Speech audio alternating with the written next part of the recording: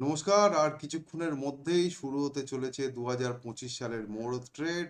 এবং এই মুহূর্ত ট্রেডে আমরা জানি যে আমরা এই সময় একদমই লস করতে চাই না, তাই আমরা কেউ হ্যাপাজার্ড কোনো ট্রেড নিই না। আগের আমাদের যা ট্রেড নেওয়া রয়েছে আমরা সেখান থেকে প্রফিট বুক করি এবং নতুন কিছু ট্রেড নিই যেটায় ভবিষ্যতে আমরা প্রফিট বুক করব। তো সেই জন্য আমাদের কি করতে হয়, আমাদের স্টকগুলোকে খুব ভালোভাবে বেছে নিতে হয়, কারণ মুহূর্ত ট্রেডিংয়ে আমরা যে স্টকগুলো নিই সেটাকে এমনভাবে চিন্তা করে নিই যেন সেগুলো থেকে আমাদের লস না হয়। আর লস মানে যেখানে স্টপ লস আমাদের রাখতে হয়। তো যে স্টকগুলোয় সাধারণত আমাদের স্টপ লস না রাখলেও চলবে, যে ট্রেডগুলোয় স্টপ লস না রেখেও ট্রেড করা যাবে, এরকম ট্রেড আমরা মুহূর্ত ট্রেডিংয়ে নিই। সেই জন্য মুহূর্ত ট্রেডিংয়ে আমরা কি করি, আমরা এক তো প্রফিট বুক করি, দুই এমন স্টক বেছে নিই এবং তাতে এমন কোয়ান্টিটি পুট করি যাতে যদি সেটা কখনো আমাদের চিন্তাভাবনার উল্টো পারফরমেন্সও দেখায় তাতেও যেন আমাদের তাতে নিয়ে সমস্যা না হয়। যেমন ধরুন আমি একটা স্টক কিনলাম, সেই স্টকটা হয়তো আমি ১,০০০ কোয়ান্টিটি কিনবো। এখন এই ১,০০০ কোয়ান্টিটির স্টকটা আমি একবারে যদি কিনি আর সেই স্টকটা যদি উল্টো দিকে চলা শুরু হয়ে যায় তাহলে কিন্তু সেটাই যথেষ্ট সমস্যা হতে পারে। কোয়ান্টিটি দিয়ে অনেকের বুঝতে অসুবিধা হতে পারে। আমি সহজে বলছি, আপনি ১০ লাখ টাকার একটা স্টক তুলে নিলেন। এখন এই ১০ লাখ টাকার স্টকটা যদি 10% নেমে যায় না, তাহলে কিন্তু খুব সমস্যা হবে। কিন্তু ওই স্টকটাই আপনি দেখা গেল ১০,০০০ টাকার, ৫,০০০ টাকার কি ১,০০০ টাকার কিনলেন। যদি এই রকম কোয়ান্টিটির স্টকটা কিনে রেখে দেন তাহলে কি হবে, ভবিষ্যতে দেখা যাচ্ছে যে স্টকটা আমরা যেভাবে ভাবছি সেইভাবে পারফর্ম করছে, তো আমরা যে কোনো সময় এই কোয়ান্টিটির মাল আমরা তুলে নিতে পারি। কিন্তু যদি আমাদের মানে চিন্তা ভাবনা মতো পারফর্ম না করে, তখন ওই স্টকটা আমাদের এতে যদি পড়েও থাকে পোর্টফোলিওতে, আমাদের খুব একটা ইম্প্যাক্ট হবে না। সেই কারণে লো কোয়ান্টিটির কিনতে হয় মুহূর্ত ট্রেডে, এবং অবশ্যই খুব ভেবে চিন্তে স্টক কিনতে হয়। তো প্রত্যেক বছর আমি আপনাদের সঙ্গে শেয়ার করি যে আমি কোন স্টক কিনতে চলেছি।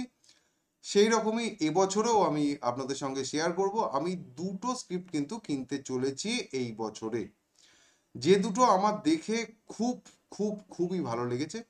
এবং সেই স্টক দুটো আগামী ২ বছরের ভিতরে ১০০%-এর থেকে বেশি প্রফিট দিতে চলেছে এমনই আশা রাখছি। অর্থাৎ আগামী ২ বছরের মধ্যে এই যে স্টকগুলোর কথা আমি বলছি, এই স্টকগুলো ১০০%-এর বেশি প্রফিট দিতে পারে। এখন আমরা সাধারণত ট্রেড কিনি মুহূর্ত টু মুহূর্ত, এই ট্রেডটাই আমরা নিই। কিন্তু এখানে আমি কি বলছি যে আগামী ২ বছর, তার কারণ হচ্ছে টাইমটা একটু বেশি করে রাখাই ভালো। কারণ আমাদের যা অভ্যেস খারাপ হয়ে গিয়েছে, সেই অভ্যেসের মানে আর কি বশে পড়ে কিন্তু আমাদের মনে হয় যে মাসে টাকা ডবল হলেই ভালো। এখন সেটা তো সম্ভব নয় শেয়ার বাজারের ক্ষেত্রে। তো আমরা ২ বছরের টার্গেট রাখছি যে আমরা ২০২৭ সালের যে মুহূর্ত ট্রেডিং হবে তার আগে যেন আমরা এতে ডবল পাই। আর যদি ২০২৬ সালের আগে আমরা এখানে ডবল পেয়ে যাই তাহলে তো কোনো কথাই নেই। কারণ গত বছর মুহূর্ত ট্রেডে যে দুটো স্টক আমি বলেছিলাম সেগুলো কিন্তু একটা 30% ওপরে আর একটা ডবল হয়ে গিয়েছে মুহূর্তের আগেই। তো আশা করছি সামনের দিনেও সেরকম কিছু হবে। সবার প্রথমেই আমরা স্টকের আগে যেটা ভাববো, কমোডিটিতে কিন্তু আমার ভালো লাগছে এগ্রি কমোডিটির মধ্যে হলুদ। হলুদ খুব তাড়াতাড়ি হলুদের দাম বাড়তে চলেছে এবং আগামী ১ থেকে ২ বছরের মধ্যে হলুদের দাম দ্বিগুণের বেশি হতে পারে। আর নন এগ্রি কমোডিটির মধ্যে কপার, তামার দাম এমনভাবে বাড়ছে বা বাড়তে চলেছে যেটা আগামী ১ থেকে ২ বছরে এখান থেকে ডবল হওয়ার সম্ভাবনা রাখে।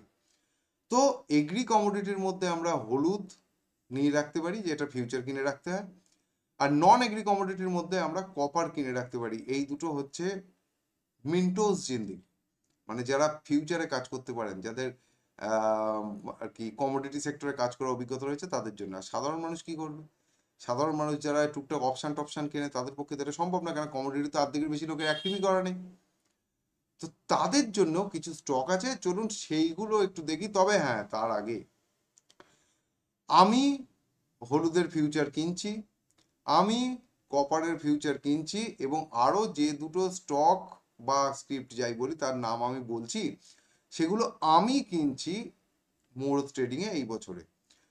কিন্তু আমি এইটা কেনার পরে কি করব, কত কোয়ান্টিটি কিনবো, কিভাবে ম্যানেজ করব সেটা আমি জানি। আমি সেই মতো করে কাজ করব, সেটা আপনাদের সঙ্গে আমি শেয়ার করছি। কিন্তু আমি কিভাবে ম্যানেজ করব সেটা আপনাদের সাথে শেয়ার করছি না। সেই কারণে একটা কথা মাথায় রাখবেন, শেয়ার বাজারে বিনিয়োগ সম্পূর্ণ বাজারগত ঝুঁকি সাপেক্ষ, এবং আপনার যদি উপযুক্ত প্রশিক্ষণ না থাকে তাহলে কিন্তু আপনার শেয়ার বাজার থেকে প্রফিটের বদলে লস হওয়ার সম্ভাবনাই প্রবল। সেই কারণে অবশ্যই জেনে বুঝে শিখে বা কোনো ফাইন্যান্সিয়াল অ্যাডভাইজারের সঙ্গে কথা বলে তবেই শেয়ার বাজারে বিনিয়োগ করুন।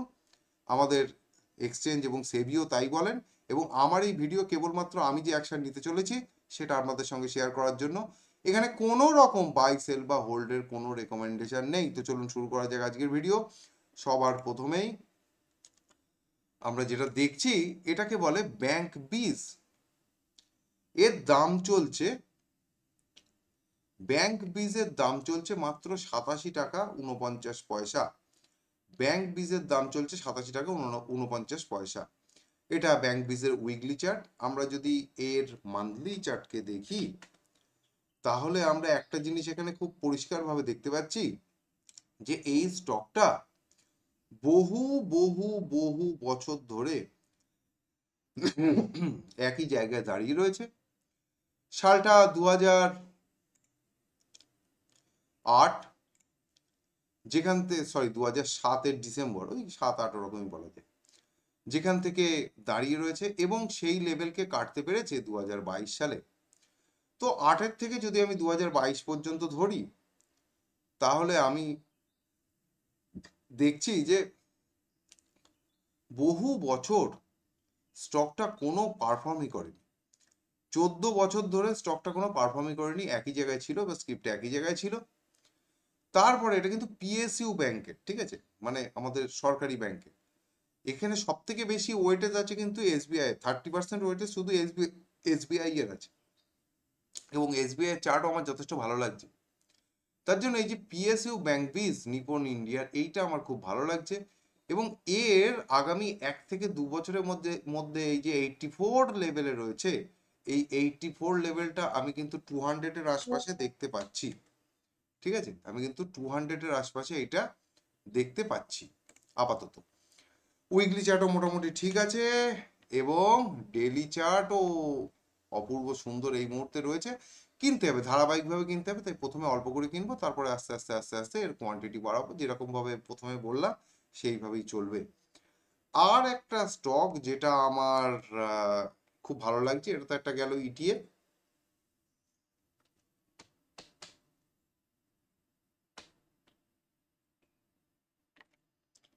সিআইই ইন্ডিয়া, সিআইই ইন্ডিয়ার এটা ডেলি চার্ট। ডেলি চার্টে দেখা যাচ্ছে 200 EM এর ভয়ঙ্কর রেজিস্ট্যান্স এখানে একবার পেয়েছে, এখানে একবার পেয়েছে, এখানেও একবার পেয়েছে, কিন্তু আরএসআই ভালো। উইকলি চার্ট দেখা যাচ্ছে যে উইকলি চার্টে রেজিস্ট্যান্সে এসে দাঁড়িয়ে রয়েছে, কেটে কিছুতেই উঠতে পারছে না, মানে এখানেও রেজিস্ট্যান্স ফেস করছে, কিন্তু আরএসআই ভালো। মান্থলি চার্টে দেখা যাচ্ছে বেটা 2008 সাল থেকে সেই 2022 সাল পর্যন্ত একইভাবে দাঁড়িয়েছিল এবং সবে মাত্র ব্রেকআউট দিয়েছে, এবং প্রায় 300-র কাছের মাল হাই লাগিয়েছিল 600 করে, এসে এখন ল্যাথ খেয়ে পড়ে রয়েছে। কিন্তু মান্থলি চার্টে আরএসআই এই লাল দাগের নিচে রয়েছে, তার মানে এখনো বিয়ারিশ ট্রেন্ড রয়েছে। এই স্টকটাও আগামী 1 থেকে 2 বছরের মধ্যে কিন্তু এখান থেকে 3 থেকে 4 গুণ হওয়ার সম্ভাবনা রাখে। তো যেহেতু এই স্টকটাও আগামী 1 থেকে 2 বছরে 3 থেকে 4 গুণ হওয়ার সম্ভাবনা রাখে, তো সেই জন্য এই স্টকটাতেও আমি ইনভেস্ট করতে চলেছি।